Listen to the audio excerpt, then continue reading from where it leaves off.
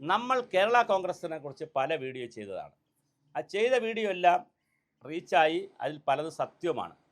ഇപ്പോൾ തീർച്ചയായിട്ടും കേരള കോൺഗ്രസിൽ 2 ഗ്രൂപ്പ് ശക്തമായി ഫോം ചെയ്തിട്ടുണ്ട്. അതങ്ങനെ വരൂ. കാരണം കെ എം മാണി സാർ ഉള്ളപ്പോൾ മാണി സാർ അഗ്രഗണ്യനാണ്, സീനിയറാണ്. അതിൻ്റെ ഇടയിൽ ഒരു ഗ്രൂപ്പ് പെട്ടെന്ന് ഒരാളിന് ഉണ്ടാക്കാൻ പറ്റില്ല. ജോസഫ് സാറിന് ഉണ്ടാക്കാൻ പറ്റും. ജോസഫ് സാറും അത്രയും സീനിയർ ആയതുകൊണ്ടാണ്.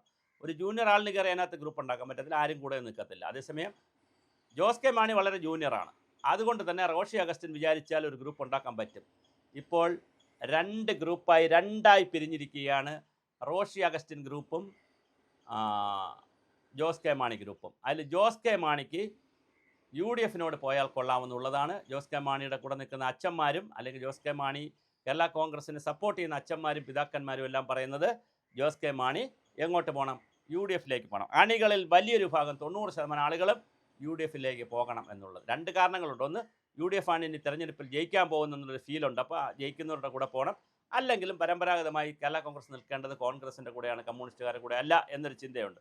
അപ്പോഴും റോഷി അഗസ്റ്റിനെ മുഖ്യമന്ത്രി ഹൂക്കിട്ടിട്ടുണ്ട്.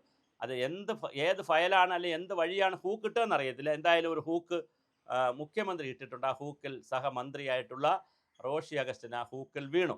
ആ ഹൂക്കിൽ വീണതിൻ്റെ ഫലമായി, ആ വലയിൽ കിടക്കുന്നതിൻ്റെ ഫലമായി പ്രമോദ് നാരായണനെയും അങ്ങനെ പല ആളുകളെയൊക്കെ 2-3 പേരെയൊക്കെ 5 MLA മാരുണ്ട്. 3-2 എന്നാണ് കേൾക്കുന്നത്. അത് 3 അപ്പുറത്താണോ ഇപ്പുറത്താണോ? റോഷിയുടെ കൂടെയാണോ 3, ജോസ് കെ മാണിയുടെ കൂടെയാണോ 3 എന്നുള്ള തർക്കമുണ്ട്. എന്തായാലും 2 കറക്റ്റാണ്. പ്രമോദ് നാരായൺ തീർച്ചയായിട്ടും ആരുടെ കൂടെയാണ്? പിന്നെ റോഷിയുടെ കൂടെയാണ്. ജയരാജും പിന്നെ നോബിൾ മാത്യു ഒക്കെ ഇപ്പുറത്താണ്. പിന്നെ നമ്മുടെ പൂഞ്ഞാറിലുള്ള ഒരു MLA കഥയും കൂടെ ഉള്ളൂ.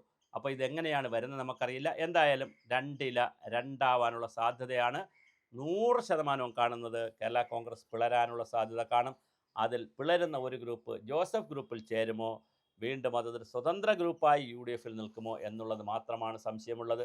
ഇനി ചേർന്നാലുമില്ലെങ്കിലും ഇപ്രാവശ്യത്തെ വോട്ടെടുപ്പിന് മഹാഭൂരിപക്ഷം വരുന്ന അണികൾ തീർച്ചയായിട്ടും പ്രാദേശിക നേതാക്കളുമൊക്കെ UDFിൻ്റെ കൂടെ ചേരാനുള്ള എല്ലാ സാധ്യതയും ചേരുന്നു. അപ്പോഴും അവർ വോട്ട് ചെയ്ത് ചേരുമോ, അതോ കേരള കോൺഗ്രസ് ജോസഫ് ഗ്രൂപ്പിലേക്ക് അവർ അംഗത്വമെടുക്കുമോ എന്നുള്ളത് കൗതുകകരമായ കാര്യമാണ്. എന്തായാലും ജോസ് കെ മാണിയുടെ രൂപത്തിൽ 5 MLA മാരെയും കൊണ്ട് ഒരു കേരള കോൺഗ്രസ് M എന്നുള്ള രൂപത്തിൽ UDFിലേക്ക് വരുന്നതിനോട് ഇപ്പോൾ താല്പര്യം UDFിനുമില്ല.